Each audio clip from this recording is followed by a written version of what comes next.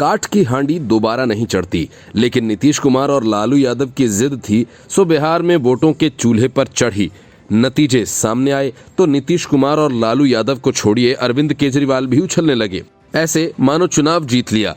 लेकिन पिछड़ों के सहारे सत्ता हासिल करने की लालसा पाले नीतीश कुमार और लालू यादव को इस बात का अंदाजा नहीं है कि मोदी के उदय के साथ सारे गणित उलट पुलट हो गए हैं।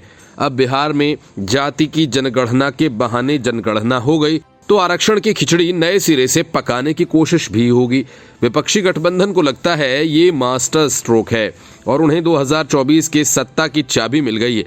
बीजेपी के हिंदुत्व और राष्ट्रवाद के मुकाबले के लिए जाति का धारदार शस्त्र तैयार हो गया है। बिहार से उठी जातीय जनगणना की मांग अब देश में चुनावी मुद्दा बनेगी। विपक्षी दलों के गठबंधन पहले से ही इस रणनीति पर काम कर रहे हैं। जातीय जनगणना की रिपोर्ट के मुताबिक बिहार में पिछड़ा वर्ग यानी ओबीसी 27.13% है, जबकि अति पिछड़ा वर्ग 36.01% है। अब बिहार की राजनीति 63% ओबीसी पॉलिटिक्स के इर्द गिर्द ही घूमती नजर आएगी। लालू यादव ने रिपोर्ट जारी होते ही नारा दे दिया, जिसकी जितनी भागीदारी उसकी इतनी हिस्सेदारी।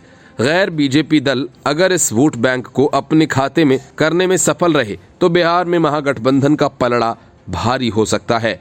हालांकि 2014 और 19 के लोकसभा चुनाव के नतीजों पर नजर डालें तो अति पिछड़ा वर्ग का वोट भारतीय जनता पार्टी के हिस्से में ही आया। गठबंधन के मुंबई मीटिंग में समाजवादी पार्टी, आरजेडी और जेडीयू ने जातिगत जनगणना को मुद्दा बनाने का प्रस्ताव रखा, मगर मीटिंग में मौजूद तृणमूल कांग्रेस ने आपत्ति जताई। इस मीटिंग में राहुल गांधी, सोनिया गांधी, मल्लिकार्जुन खड़गे मौजूद थे। काफी लंबी चर्चा के बाद सभी नेता इस नतीजे पर पहुंचे कि बीजेपी के हिंदुत्व और राष्ट्रवाद का जवाब जाति आधारित राजनीति हो सकती है। इसके बाद राहुल गांधी ने लालू यादव से मुलाकात की। कांग्रेस ने जाति जनगणना और ओबीसी आरक्षण के मुद्दे को लपक लिया।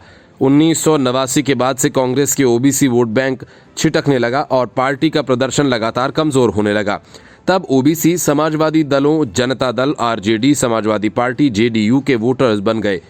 इसकी बदौलत ही आरजेडी ने 15 साल और नीतीश कुमार ने 15 साल बिहार में शासन किया।